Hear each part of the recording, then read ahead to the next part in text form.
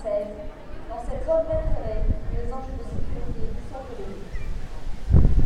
5 jours seulement après les attentats de Paris, le gouvernement à la demande du président de la République et du chef d'état-major des armées, la Marine nationale et l'organisation aéronavale composée du porte-avions Charles de Gaulle, de frégates anti-sous-marines et anti-aériennes, d'un sous-marin et d'un pétrolier ravitailleur.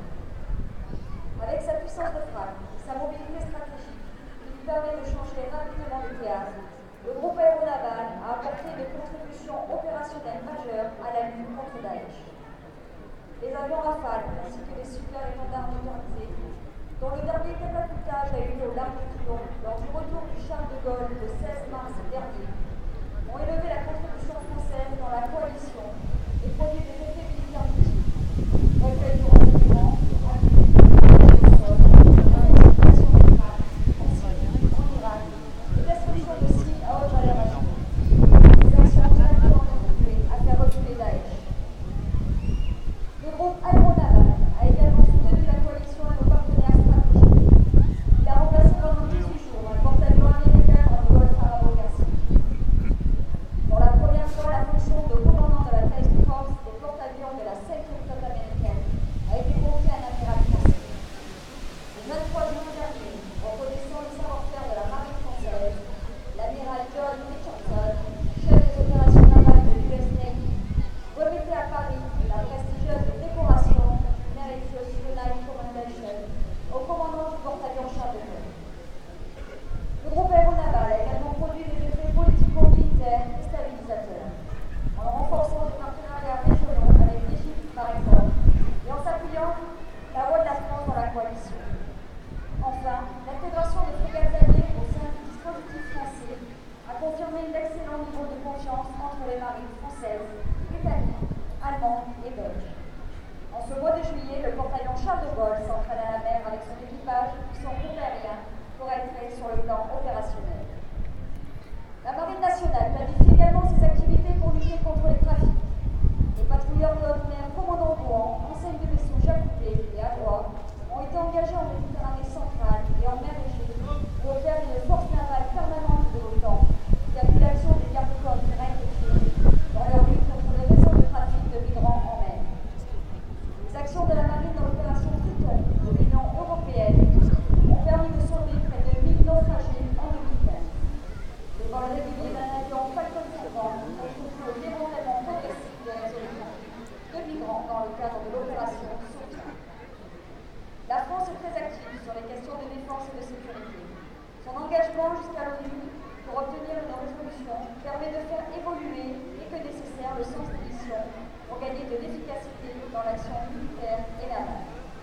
Ainsi, le 14 juin dernier, le Conseil de sécurité des Nations Unies a adopté une résolution sur la situation en Libye avec 3 objectifs.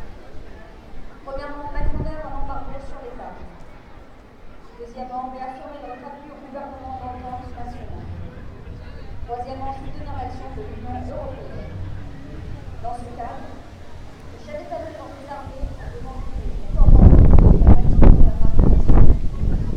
La brigade a engagé une contrôle de marine pour agir dès que nécessaire à l'encontre de tout navire susceptible de contribuer à un trafic d'armes au large de la Libye. Enfin, la mission Jeanne d'Arc française, partie de Toulon le 3 mars 2016, composée du bâtiment de protection et de commandement Tonnerre de la frégate de Halle, sera de retour ce 21 juillet.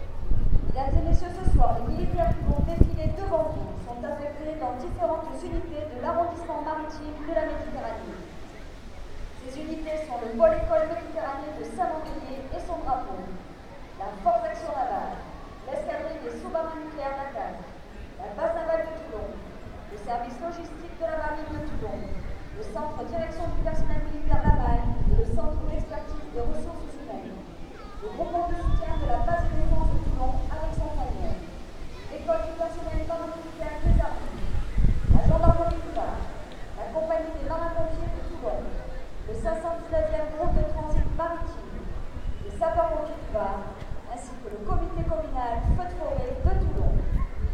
Dans quelques instants, mesdames et messieurs, le défilé du 14 juillet va bientôt débuter. Quelle heure tu m'avais dit que c'était le défilé? 15. Tu avais dit quelle heure? 15.